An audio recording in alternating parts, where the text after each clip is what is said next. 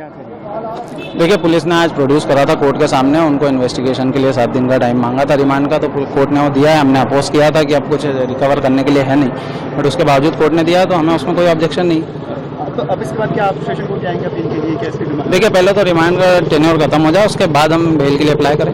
ये केस अब सीबीआई के पास भी क्योंकि चला गया है, तो आगे अब आपका क्या रुख रहेगा इसको? देखिए, इन्वेस्टिगेशन एमपी पुलिस करे, सीबीआई करे, हमारे लिए उसमें कोई वो नहीं है। हम तो हमारे राइट्स के लिए जाएंगे, बेल के लिए जाएंगे, दैट्स इट। एक बात जो सामने निकल कर आई कि अभी अंदर ये कहा जा रहा था लगातार कि समर्थ जो है एक अलग अंदाज में वहाँ पर दिखे, थोड़ा हंसते मुस्कुराते हुए नजर आए, उनके हाव भाव जो थे वो उस हिसाब के नहीं लगे जैसे होने चाहिए थे। क्या देखिए, जिसने भी ये बोला है वो बहुत गलत बोला। हम लोग तो कोर्ट में ही थे, आप लोग कंटिन्यू हम पे भी वॉच कर रहे हैं।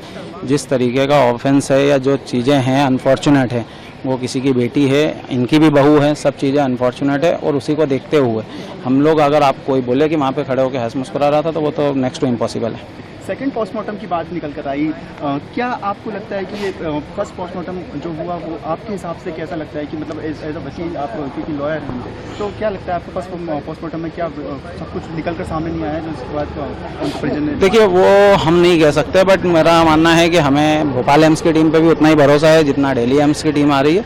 उसमें हमको कोई ऑब्जेक्शन नहीं है, हो जाएगा, डाउट क्लियर हो जाएगा, आप लोगों के सामने भी चीज़ आएगी, हो सकता है हमारे फेवर की चीज़ें हमको सपोर्ट करें। आज कोर्ट में पेश नहीं हुए थे खुद से, कल उन्होंने विड्रॉ करी अपनी जो एंटीसिपेटरी बेल है उसको। उसके बाद वो जबलपुर डिस्ट्रिक्ट कोर्ट में गए, जहां से उनको जबलपुर पुलिस ने पकड़ लिया, फिर भोपाल को हैंडओवर करा, और उसके बाद भोपाल पुलिस ने आज उनको मजिस्ट्रेट के सामने पेश करा है गिरफ्तार करके, जहां पर इन्वेस्टिगेटिंग एजेंसी का ये मानना है कि इतना बड़ा अपराध हुआ है जिसमें इनकी प्रमुख भूमिका है, इसलिए 7 दिन का रिमांड मांगा गया था, और मजिस्ट्रेट साहब ने केस जारी का अवलोकन करते हुए सभी परिस्थितियों को देखते हुए 7 दिन का रिमांड अलाउ कर दिया। क्या कुछ सेकंड पोस्टमार्टम को लेकर के? सेकंड पोस्टमार्टम के संबंध में सर वहाँ उच्च न्यायालय से कोई तिथि फाइनल नहीं करी गई थी, क्योंकि 2 स्टेट इन्वॉल्व हैं, 2 इंस्टीट्यूशन इन्वॉल्व हैं, इसलिए जल्द से जल्द के आदेश करे गए थे।